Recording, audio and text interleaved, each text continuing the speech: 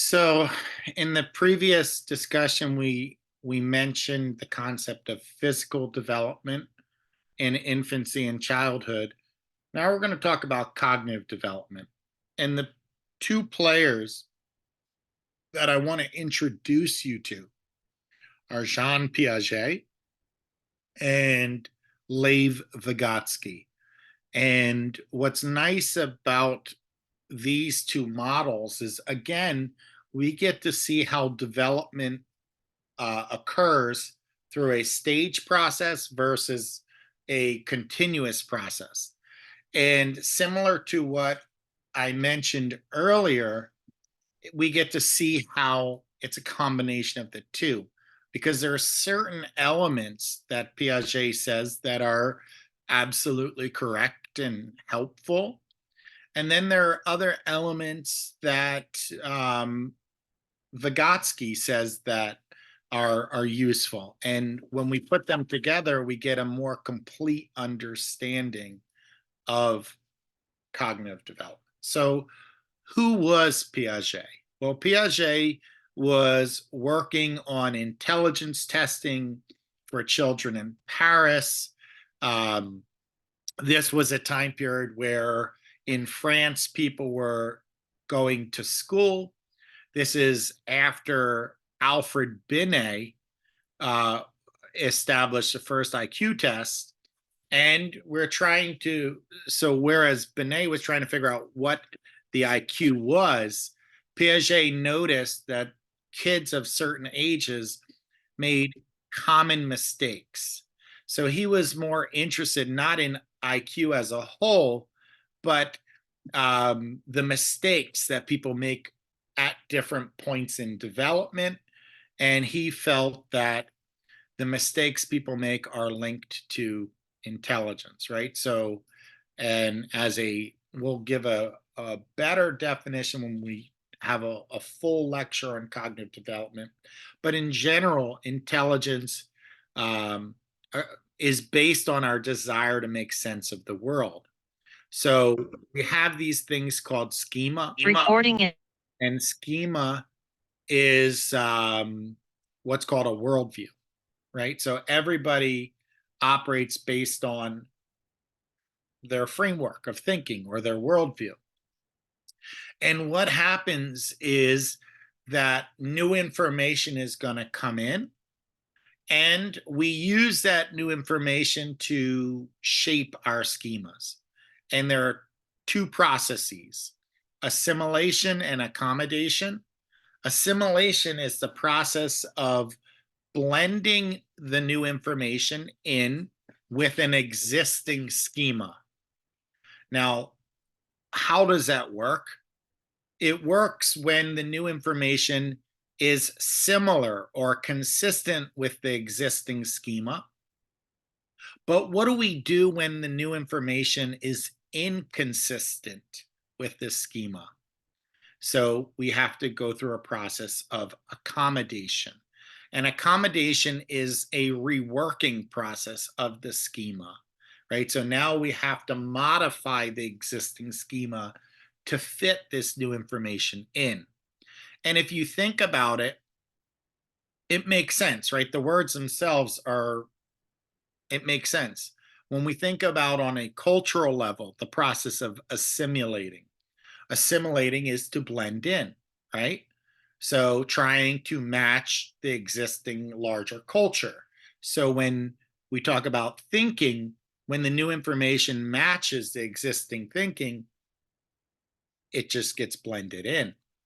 Whereas thinking of accommodation, so let's say you had people over for the holidays, right? And you were hosting. And let's say that one of your relatives didn't want to go home, so you said, no problem, you can sleep over. Well, you're making accommodations for them, right? So what you're likely going to do is say, hey, uh, maybe your little brother or your child, you might say, okay, you have to share your room with your cousin. You have to share your room with this person, or you might have to give up your room. So there's a change that takes place in the sleeping arrangement. The same thing can be said with schema. Accommodation is our process of making modifications or changes to existing schema. So I figured I'd play with the words and how we use them in other contexts to help anchor this in a little bit. So, but what is cognition, right? So cognition refers to our mental abilities or mental activities. And cognition is generally how we think, how we acquire knowledge, has what to do with memory, has what to do with communication or language. And I would add, it also has what to do with uh, intelligence as well. And we have a whole lesson on cognition and the different subcomponents. So I won't belabor the point here. So, Piaget, I said to you that he was a stage theorist, and he came up with 4 stages of cognitive development. Now, he goes from sensory motor, which is roughly birth to about 2 years old, pre-operational, which is roughly 2 to about 6 or so, concrete operational, which is 2 to about 12 or so, and then formal operations is about 12 plus, right? Now the cutoff can be, sometimes I've seen with pre-operational, the cutoff goes to 7. Sometimes I've seen formal operations at 13. And if you were to say you want an exact number, I would tell you stage theories, it's not about an exact number. It's a process that needs to be acquired.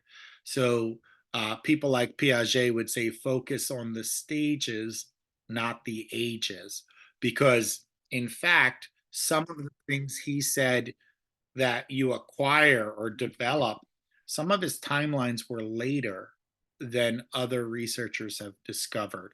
And it's based on the techniques he used for research. The general concepts are good, but the ages that he uses are not as precise. So let's talk about the concept of sensory motor stage. This is our first stage theory, or the first stage of cognitive development. This occurs from birth to about 2 years old. And in general, how does the child make sense of the world around them? Well, they use sensory input and motor output. So you might see a lot of looking, grabbing, mouthing, grasping, touching, etc. One of the things that we worry about is infants at this point put everything in their mouth, right? So it's a choking hazard. But from a cognitive point of view, by mouthing it or putting an object in their mouth, they're trying to make sense of what that object is. But how do we develop our understanding of motor functioning and cognitive functioning? Well, we engage in what's called circular reactions. And a circular reaction is a repetitive act. And we have this concept called primary circular reactions, and this occurs earlier in the sensory motor stage, where infants are just trying to understand and coordinate their body. So being able to move their body through space properly. But we also have secondary circular reactions, which is the process of manipulating objects in our environment. So now instead of just me moving my hand around, I can grab a block and put it on top of a table, right? So the ability to use my body to manipulate something outside of my body is called secondary circular reactions. And think about it, it makes sense, the word too. Primary is the body itself, secondary is secondary to the body or outside of the body, right? So these are repetitive acts. And I would say to you, remember we said people learn to walk at roughly 1 year old? There were thousands upon thousands of trials or attempts to coordinate one's body before the child was able to successfully take their first step. And those repetitive act of trying to get up, trying to walk, those refine the process. The child learns something through that sensory or motor experience. Another interesting finding is this concept of object permanence. Object permanence, by definition, is the awareness that something continues to exist even when it's not in front of you, even when it's not perceived. So let's imagine, for the time being, that you drove to the mall and you parked your car outside the mall. You went in the mall and then you came out and your car was gone. Do you think that the car magically disappeared? No. Instead, what do you think happened? What do you think happened if you come out of the mall and your I car's got robbed. so right? One thought is that you got robbed or they stole your car, right? So you don't say, oh, the car just magically disappeared. You say, no, someone took my car. You got robbed. Um, what else? If not robbed or stolen, what else could it be? Forgot where you parked. You forgot where you parked. You don't say, oh, the car just disappeared. Maybe where you thought it was parked is parked somewhere else, right? And I'm going to come back to that answer as well, because it's relevant to Piaget. But give me a third thing that could have happened. Your car got towed. Your car got towed. And if we were playing Family Feud, you have now identified the three top answers. Either the car was stolen, the car was towed, or you forgot where you put the car, right? Now, if it's true that the car was not stolen or towed, and it's just that you forgot where you parked your car, what do you have to do? Hit the panic button on your key to find it. Okay, well, you're smarter than what I was looking for. Yeah, that's a very good idea. Hit the panic button so the noise can help you localize where it is or identify where it is. But most people are going to say, well, I'm going to search for it. Again, the panic button may not work if you're too far off either, right? So you're going to walk around the parking lot until you either see it or you get close enough that the panic button works, right? But you don't say, oh, well, the car is gone and just move on, do you? You continue to look for the car until you find it. Now, you might say, okay, you're making a big deal about nothing. I'm spending a lot of time on this concept of object permanence. But I am, because in infancy, there's a process that happens in order for you to get to that point where you would search high and low. Now, there is this test called the A not B task, right? Where an object is hidden multiple times in one location, and then they switch the location to another place, and we want to see whether or not the infant can track and whether or not they will search other locations.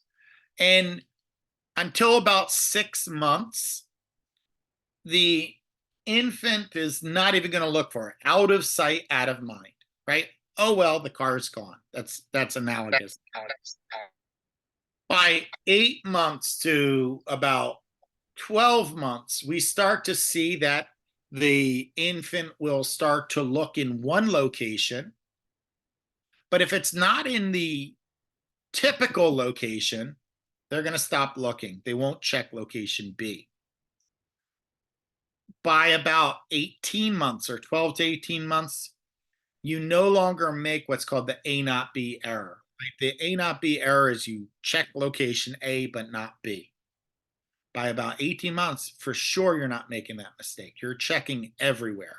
So it's interesting whether you're 18 months or an adult looking for your car in a parking lot, you're going to keep searching till you find it.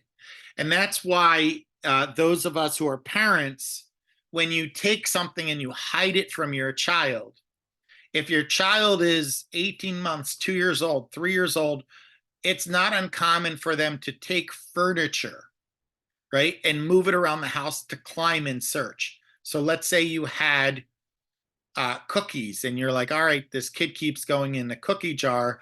I'm going to move the location of the cookies.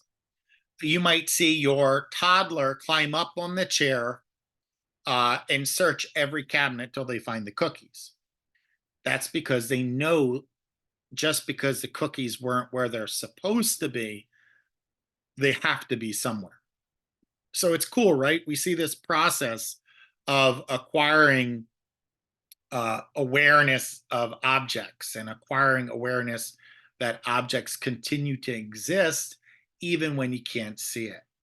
I'm going to show you a brief video, which is a more modernized version of the A not B task, and it emphasizes something that Piaget suggested. So let me pull that up. Quite.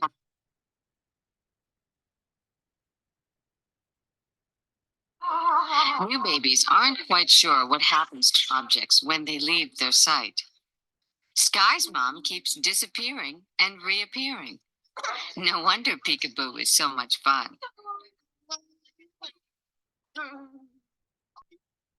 During their first year, however, infants will learn an important concept: object permanence.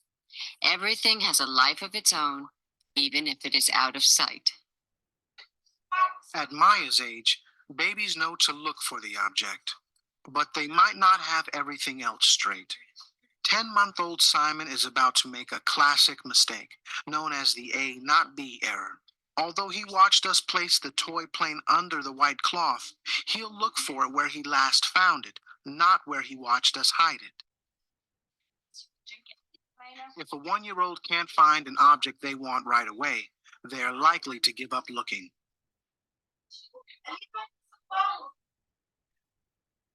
Now, I think that's a good video because it highlights several elements that we're talking about.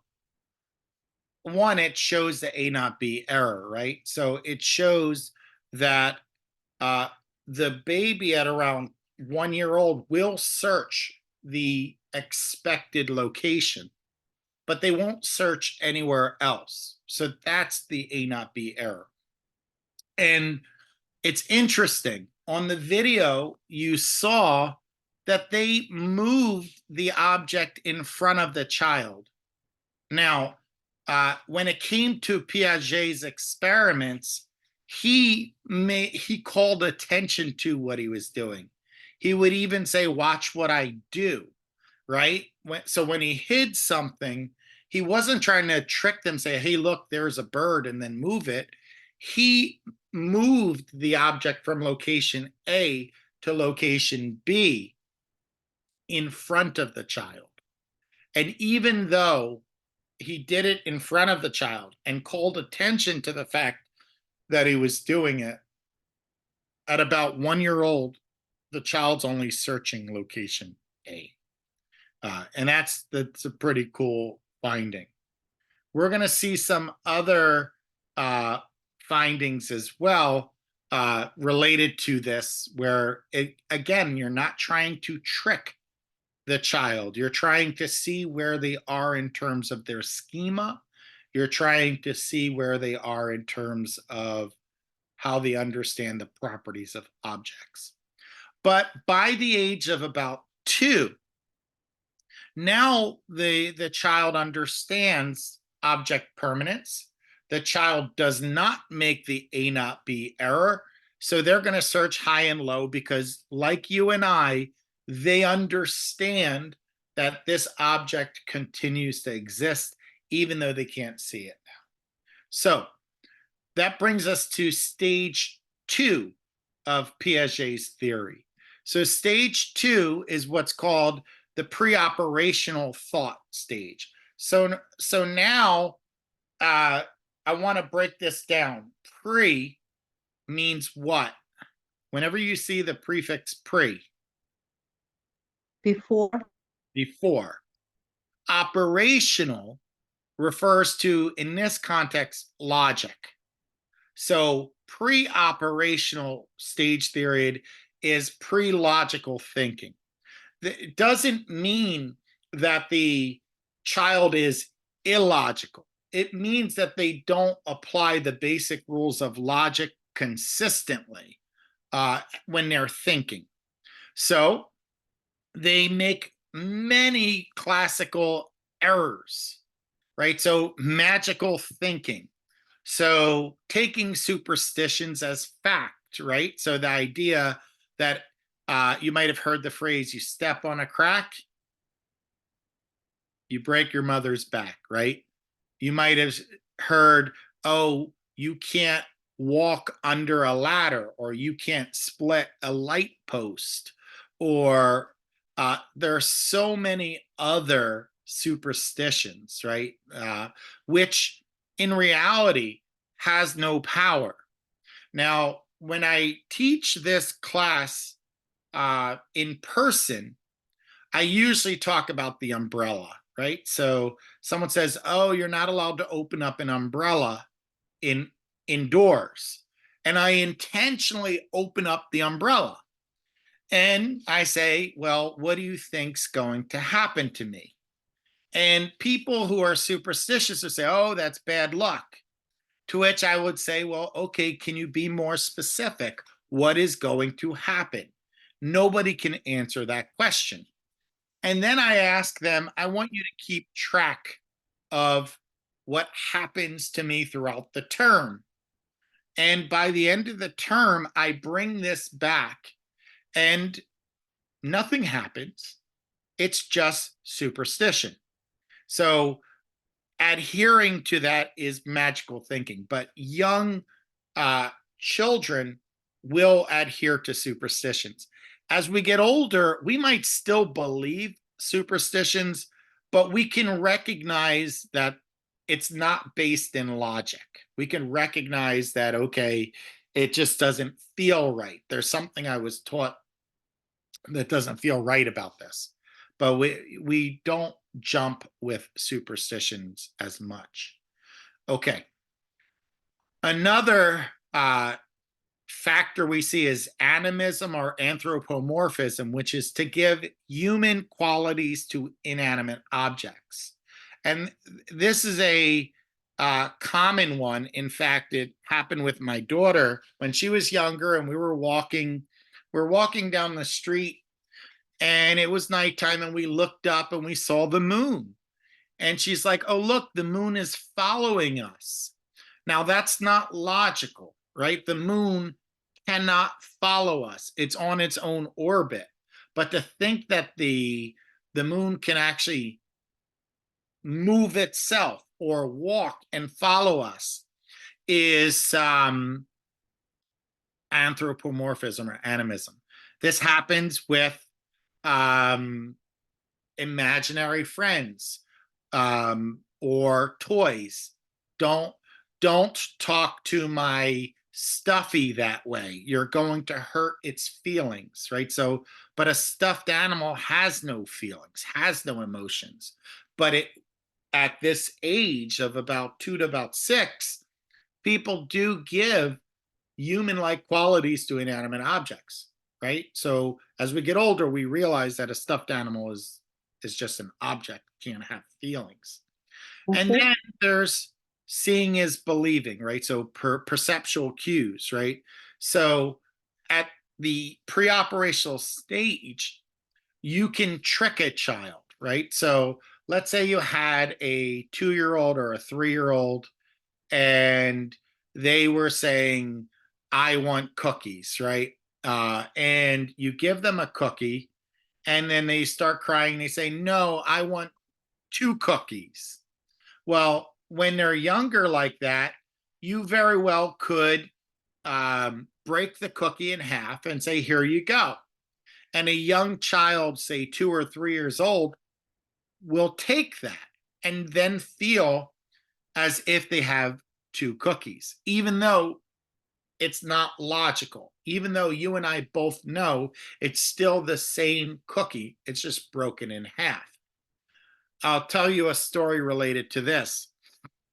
My older brother did this to me when I was young. Sometimes we would get cards with money for our birthday from our grandmother. And, he's much older than me. He's about 6 years older than me. And I must have gotten something like $20 or so. And he took out a series of ones and he gave me like 3 or 4 ones. He said, I'll give you these 4 for that one. And because at that age, I didn't appreciate the value or the denomination on the bill, it looked like I was getting a good deal, right? Because 4 $1 bills looks like more than one $20 bill. So seeing is believing. So understanding the logic behind the value of the money is not there. You also tend to see issues related to class inclusion, right? So class inclusions at a very young age, people struggle to recognize that you can belong to multiple categories at the same time. And at young ages, one might attend to just one of the categories and not all of them. So if I were to ask a child to separate out and say which one has more, the red circles or the green circles, because we're focused on just color, children will get it correct. But if I ask which one has more, green circles or circles, now that is tricky because they have to attend to both color and shape. And because they have to attend to 2 classes at the same time, younger children are going to make mistakes. They're going to make errors related to that. So another issue in terms of thinking is egocentrism. So egocentrism is the inability to take another person's point of view. And during the ages of 2 to about 6 years old, it's normal and it's perfectly common for people to struggle to see another person's point of view. And a way of, there are several experiments that are done, but the way that we test your logic is something called conservation, right? So seeing if you recognize the properties of object. So if I change the appearance of the object, do you recognize that it's still the same? And we did this with liquids. We did this with objects as a whole, and we try and test whether a person understands the objects remain the same. So what I want to do is demonstrate conservation with a couple of videos. These I know for a fact should come up easily. So let's do this. I'm going to pull up the video. Can you see my video? Yeah. All right. So what we're looking at here is a child in the pre-operational stage. So they don't have all of the principles of logic there. So let's see what happens. I got some rocket fuel right here. and I'm going to pour the rocket fuel into a container for you.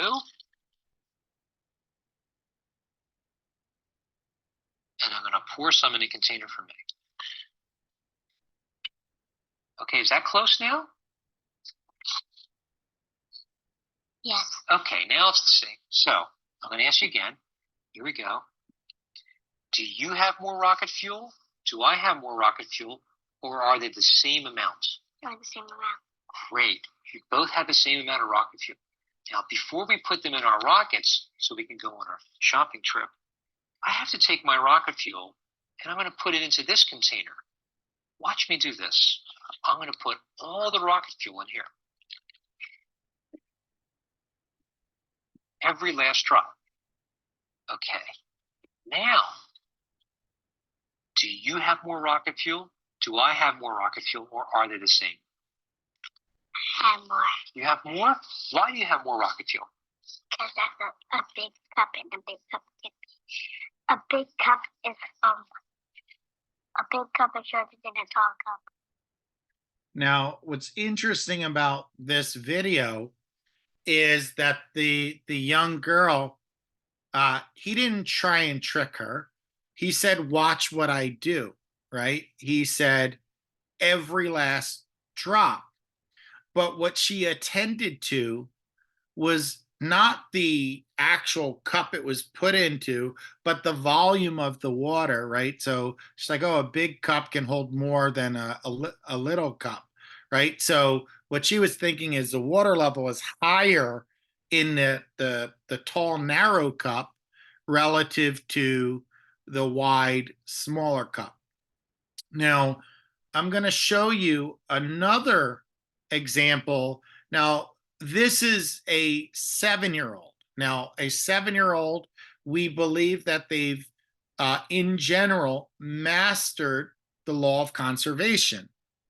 We believe that they understand the properties of water. So they're not going to make the same kinds of mistakes. So, but let me put that on the screen now, and we'll go from there. Zoom, share screen. All right. So here we are. This is now an older person who is now left pre-operational thought stage.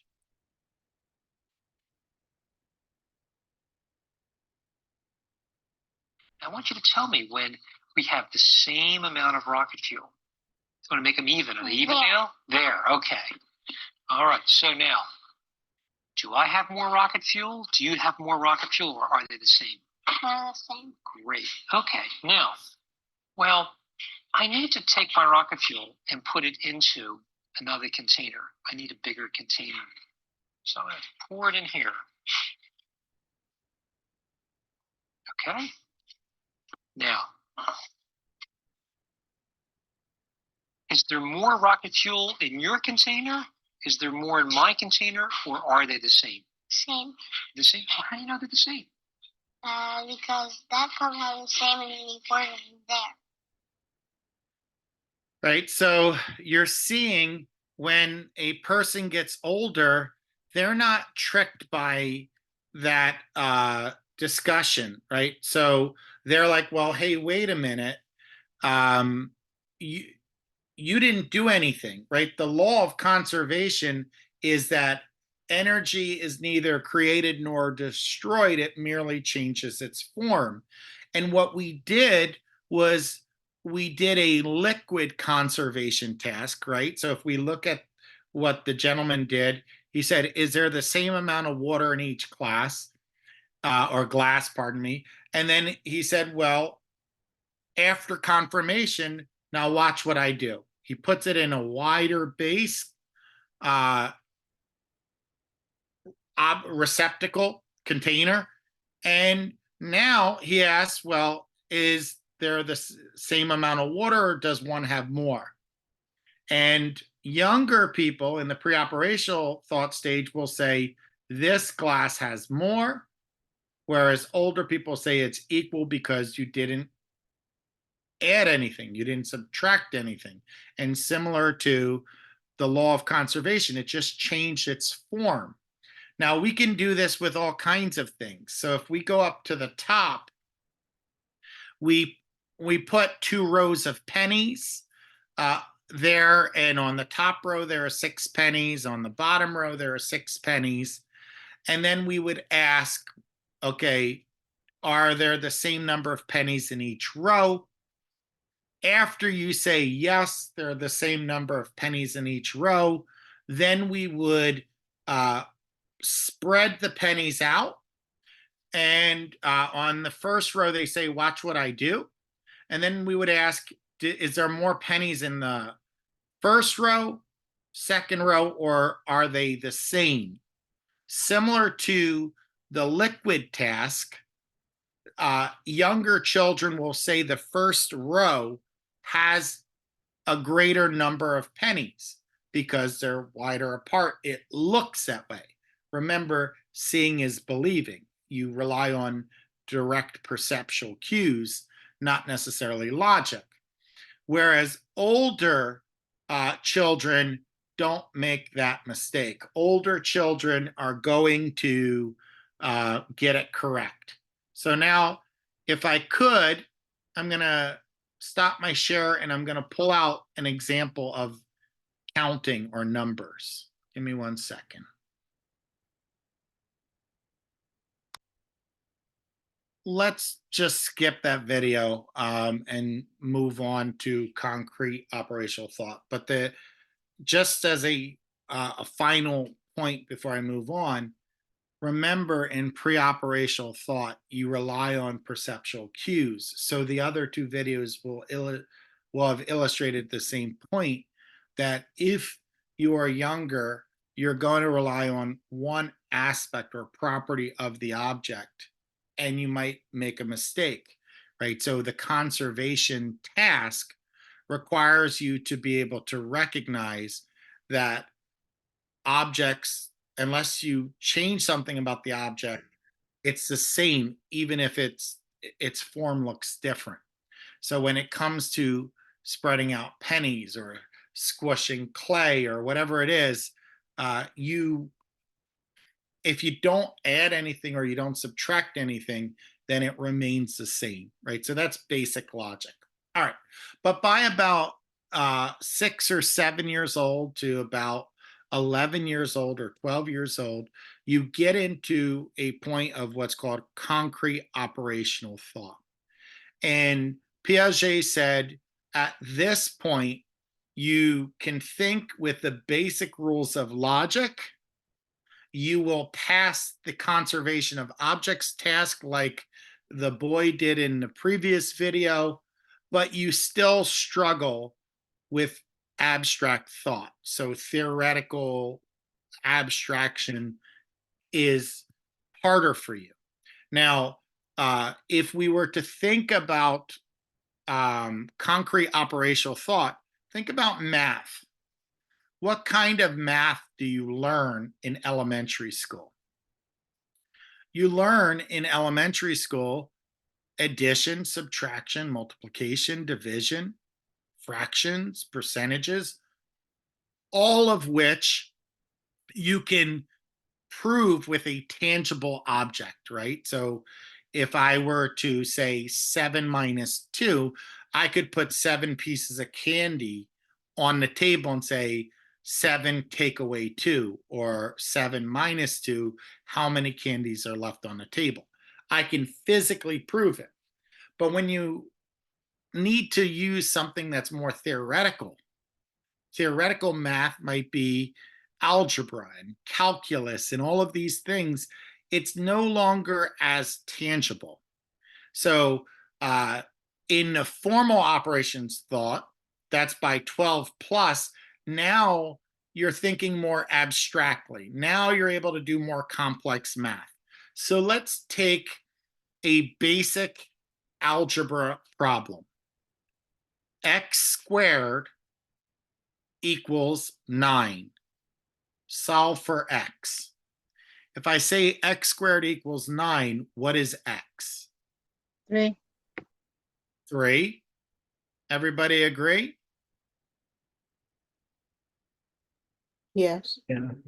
Okay. Yeah. So that is a correct answer. It's not the only correct answer though, right? So, but X is a variable. It's a variable, so it's a theoretical thing. You know it's a theoretical number. But I said it's not the only correct answer. It's 3 or -3, because a negative times a negative equals a positive. Positive. Positive. So -3 squared would also be 9. But our ability to solve that algebraic equation, it relies on our abstract thinking. But it's not just math that you start to, have higher order in. We also have people learn philosophy, right? So if you were to ask a theoretical question like, imagine you had a third eye and you could put this third eye anywhere you want, where would you put it? Right? So people who are in a concrete operational stage would say right here. Now, if you can't see, I'm pointing to my forehead because my other two eyes are there. So that's where eyes belong. But if you think more abstractly or more creatively, there are other places to put this eye that would actually serve a better purpose. So what if you were to put it in the back of your head, right? So now that has greater utility. So instead of putting it on your forehead next to the other two, putting it behind you allows you benefits. Or what if you put the eye on your hand? Now, if you're a really short person, that's quite practical because now you could see the top shelf of the cupboard, right? So, or you could look under your bed without having to bend over. You just put your hand there. So there are other places that are not obvious that add greater value. So that third eye question would test one's theoretical understanding. Religion, right? So if you were to talk about the existence of God, right? Young children, if they believe in God, we say, well, where is God? Most young children are going to point upward because they're taught at a young age God is in the heavens, which is above, and so forth. So they're going to point upward. But when you have an older child, you can say God is everywhere. So up is not the only place. God is omnipresent. It's everywhere, right? So up, down, left, right, all around, whatever you want to say. So that discussion is a more abstract one, right? So in order to appreciate that, you have to have the ability to think more abstractly, more theoretically.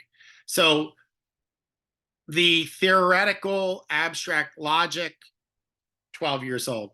Now, I also like to talk about the fact that young children, they're more compliant, right? But when you get to the preteen and teenage years, they tend to be more oppositional. They might argue with you a little more. And you might ask yourself, well, why are they arguing?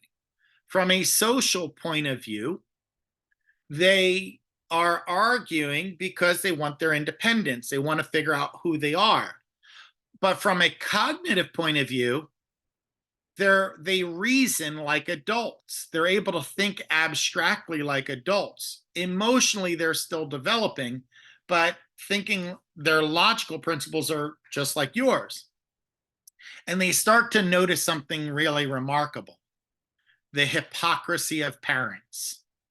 And they'll even say it to you, how can you tell me not to eat unhealthily when you're eating unhealthily, right? That doesn't make sense. Why are you telling me I can't eat this when you do that? So that is an exercise of abstract reasoning.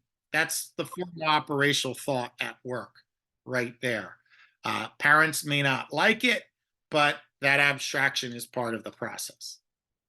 Now, that was Piaget. Piaget, 4 stages, invariant sequence. You have to go from sensory motor, pre-operational, concrete operational, then formal operational. Now, he believed that there was something that needed to be resolved, right? So for Piaget, you needed to develop object permanence, right? So, and once you developed object permanence, now you're moving to pre-operational thought. So you're transformed into something different.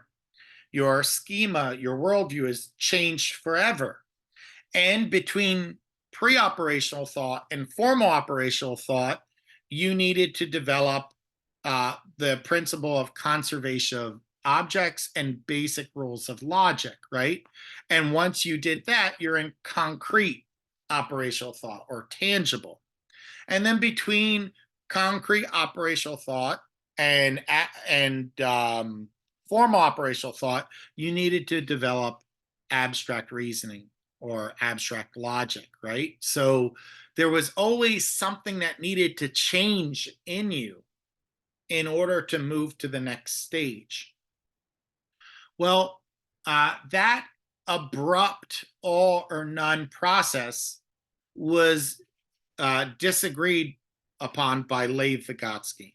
Now, Lev Vygotsky, we discovered his work a little late. Now, he was a Russian psychologist. He wrote about cognitive development in a time period where most of the scholarship was written in English or German. So his work was not as apparent and as focused on as Piaget's. Eventually, we stumble upon it, and he gives a whole different view on how cognitive development works. And he argues that development is not all or none, right? So it's a gradual process. And whereas Piaget believed in these abrupt changes, right, almost like a staircase, what we felt was Lev Vygotsky explained what happens between the stages, or not just what happens, but how you get there. And one of the arguments he uses is that your environment matters. So if you're in a culture that supports learning, you're going to be influenced by that environment. And you're going to rely on more knowledgeable members of your society to teach you or to guide you. Piaget did not say that. Piaget said it's a stage theory, which means it's universal, which means that you as an individual could acquire this knowledge on your own. So you could see they're diametrically opposed to one another in their positions. Now, remember egocentrism, right? Egocentrism was, according to Piaget, the, understanding your own point of view. Well, Vygotsky noticed something about children, and he talked about private speech. Now, private speech, he said, when you see kids playing and talking to themselves or talking with action figures, they're trying to internalize information they learned or heard from other people. So instead of being self-absorbed, private speech is the opposite, where you're attending to what's happening outside of yourself and bringing it inward, right? So there, once again, we see Vygotsky and Piaget on 2 different sides of the coin. Now, he also felt that you have to know where your child is, right? So he said for learning to take place, for the cognitive process to take place, a child must be in a zone of proximal development, right? So they must be in that general area or that window where they could acquire it. So they haven't fully mastered that skill, but if you guide them, they will. That's the zone of proximal development. Now, it's a window, it's a space. If you try and teach them something that's too far outside of their ability, they don't have the rudimentary skills to acquire it. They'll never acquire it. And if you try and teach them something that's too basic, they will have already acquired it and they're not going to attend to you. So how do we get people to grow? We stretch them. And the best way to imagine this is like football. You have a quarterback throwing to a receiver.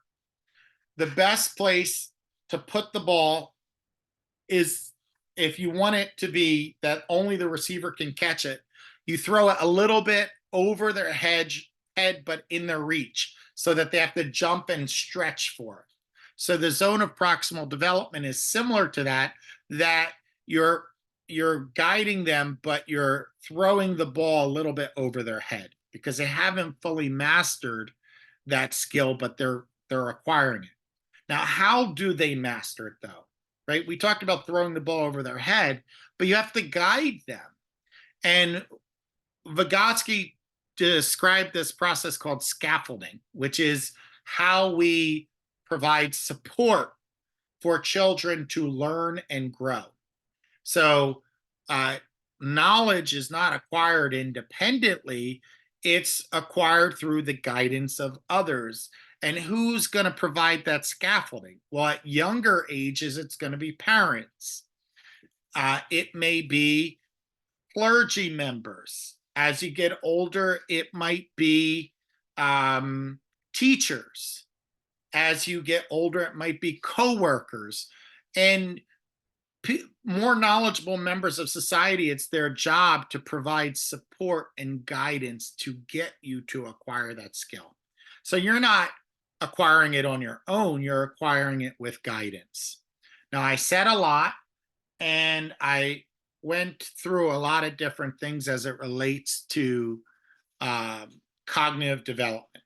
So let's compare Piaget and Vygotsky, right? So the first thing I want to show their difference is on whether development occurs in a stage-like fashion or not. So remember continuous versus discontinuous development, that debate? Well, Piaget believed in stages.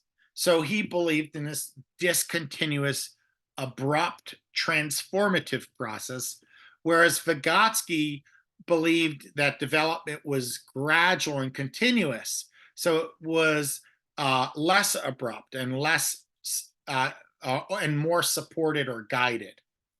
Piaget, believing in a stage theory, felt that these stages can be applied to anyone around the world. These stages are universal. Vygotsky said that's not true.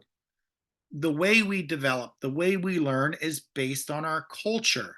So how we acquire knowledge and what we know is based on our environment. And if you put someone in one environment, they might have different knowledge than another.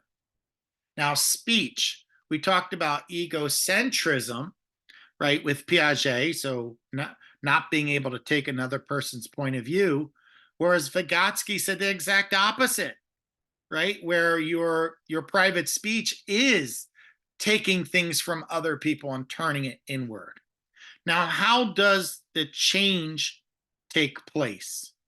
Well, according to Piaget, each stage has its own conflict or challenge that needs to be resolved. And it's this cognitive conflict that drives change, according to Piaget, whereas change takes place through support and guidance, according to Vygotsky. So it occurs through scaffolding. Now, learning, according to Piaget, because it's universal, it's independent. You can acquire this set of knowledge on your own. Whereas Vygotsky says it's assisted, or supported. Now, nature versus nurture. Is knowledge innate or is it acquired? So Piaget said these fundamental aspects of thinking we're wired with them. So it's innate, whereas Vygotsky says no, it's due to our experience or the social context. So that is a snapshot of cognitive development and two pioneers. I will tell you that you could take a whole semester class on cognition, and you could also take a whole class on developmental psychology and get a lot more depth to this. There's a lot more to say. And cognitive development is not just Piaget and Vygotsky, but these are our two major players. So that's why we put a spotlight on them. So I'm going to stop there, and what we'll do is next class we should be able to finish this up, and Thursday we should also be able to